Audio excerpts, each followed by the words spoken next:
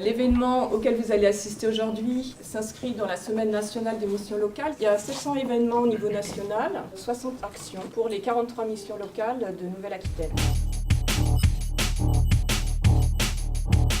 Bonjour à toutes et à tous, nous sommes l'équipe de la web radio de la mission locale Techno-Ouest et aujourd'hui nous sommes à Cap Métiers Aquitaine à Pessac. Nous avons pour projet de nous renseigner à propos des métiers de demain. Les métiers de demain, notamment du numérique, de la robotique, de l'intelligence artificielle, des drones, impacteront les choix des jeunes que nous accompagnons. Cette semaine va se composer de visites d'entreprises, de conférences, de rencontres avec des organismes de formation. L'idée c'est que vous soyez mis en avant, que vous preniez pleinement possession des actions qu'on va vous proposer. En fait, on a recherché les formations qu'il y avait sur les métiers du numérique. J'ai vu qu'ils proposaient des formations dans l'e-commerce. Il faut un BTS pour l'avoir. Du coup, je me suis redirigé plutôt sur le site de Cap Métiers. J'ai vu qu'il y avait des formations accessibles avec un bac professionnel, un BEP. J'ai vu que l'emploi était modéré mais en plein essor. 60 000 personnes réparties sur 21 000 établissements. Le développement d'un écosystème favorable à l'économie numérique est une préoccupation partagée à différents niveaux, au niveau national,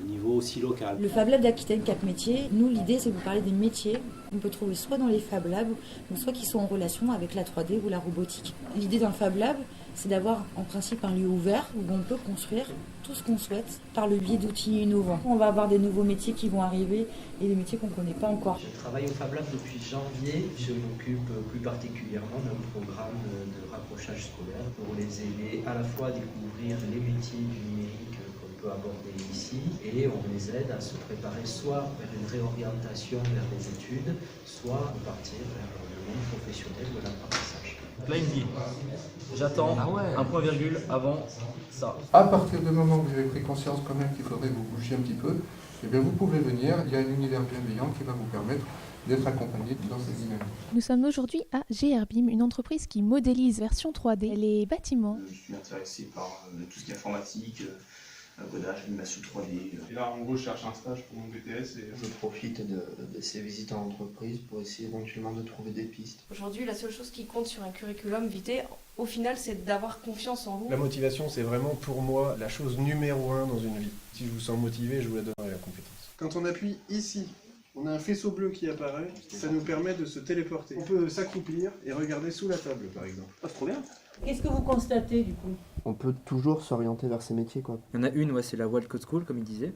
Et celle-là, il n'y a pas de niveau requis non plus. La deuxième ? C'était formation Webforce 3. Depuis 2015, on s'est rapproché d'une école parisienne qui s'appelle Webforce 3. On propose une formation d'intégrateur-développeur qui est certifiante. Je travaille chez Armode, donc je suis développeur et intégrateur là-bas. J'ai pas le bac. Aujourd'hui, je travaille que avec des ingénieurs. J'arrive tout à fait à dialoguer avec des ingénieurs au niveau technique. Ce qui est vraiment en fait intéressant dans cette formation, c'est vraiment le côté alternance. Être en entreprise, que ce soit du concret, c'est apprécié par les entreprises quand on sort. On est opérationnel à la fin de nos études. Je vais vous parler de la formation Visa numérique qui est labellisée dans l'école du numérique. Donc l'idée c'est vraiment qu'ils puissent réintégrer un parcours de qualification. En fait, on a des gens qui viennent d'horizons très différents. Il y a une réelle entraide et puis ils voient entre eux que c'est possible. C'est pas qu'une formation, il y a beaucoup d'humains. Ça fait chaud au cœur en fait. Juste.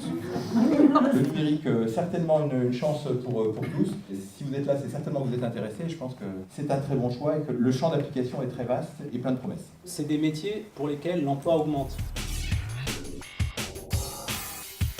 Il y a une progression du marché du drone en France qui est de l'ordre de 35 à 40%. C'est une révolution technologique le drone. Donc des métiers, il y en a plein à venir dans le monde du drone. C'est ça qui est fantastique, quoi. Au niveau des armées, on recrute 20 000 jeunes en 2018. 200 qualifications à Bac plus 5, on va les recruter et les former dans les drones ou dans les systèmes d'information et de communication. Un métier qui est peut-être un peu méconnu dans le domaine des télécommunications, c'est le métier de chargé d'affaires. Le chargé d'affaires chez Orange, il fait quoi ? Il construit le réseau. Personne n'a parlé des jeux vidéo. Or, nous, quand on reçoit les jeunes dans l'émission locale, on nous dit beaucoup, moi, je passe beaucoup de temps sur les jeux vidéo. Le métier jeu vidéo, c'est assez particulier. Il y a souvent l'amalgame entre je suis gamer et je veux travailler dans le monde du jeu vidéo. Et ça, il faut faire très attention. Il faut se connaître, il faut comprendre le métier qu'il y a derrière, mais il y a de l'emploi pour ceux qui veulent veulent y aller. Donc l'année dernière, j'ai été dans la garantie jeune, et ce qui m'avait amené en stage dans 2 mois. Ça m'avait bien plu, le domaine de la 3D. Et là, en ce moment, je suis en train de faire les démarches pour m'inscrire dans une école d'animation 3D dans Bordeaux. Chez les jeunes, on voit quand même cette prise d'initiative de création de son propre emploi. Nous, on intervient pour les outiller et les former à ces solutions informatiques. Au départ, je comptais monter ma start-up tout seul, mais un ami entrepreneur m'a conseillé de me faire accompagner par un accélérateur. J'ai choisi Bordeaux Unitech. Et donc du coup est né Mon Docteur. Et donc nous, notre métier, c'est de rencontrer tous les médecins pour leur proposer l'agenda connecté Mon Docteur et de l'intégrer directement sur mesure dans toutes les spécialités médicales. Des bureaux en pépinière ou dans des locaux avec du matériel et des compétences pour faire des expérimentations. C'est avant tout un environnement où vous allez pouvoir ne pas être cantonné à un poste. Il faut être un peu polyvalent et un peu au four et au moulin. Ce qui est génial dans une start-up, c'est qu'en fait chacun dans l'entreprise a un rôle toujours de pouvoir amener des évolutions. On a vraiment cette sensation de bien-être et donc du coup on est ultra motivé par notre boulot. Ceux qui présentaient leur entreprise étaient vraiment intéressés, vraiment passionnés par ce qu'ils faisaient, donc c'était très intéressant de les écouter. C'était vraiment réconfortant de voir des gens se donner les moyens de faire ce qu'ils ont envie de faire. Moi j'ai pu avoir quelques pistes pour des stages parce qu'il y avait pas mal d'entreprises nouvelles qui recrutaient des stagiaires. Ça nous a apporté des bonnes informations du coup pour la suite des événements. Extraordinaire le numérique, mais beaucoup d'humains, le monde en a bien besoin demain.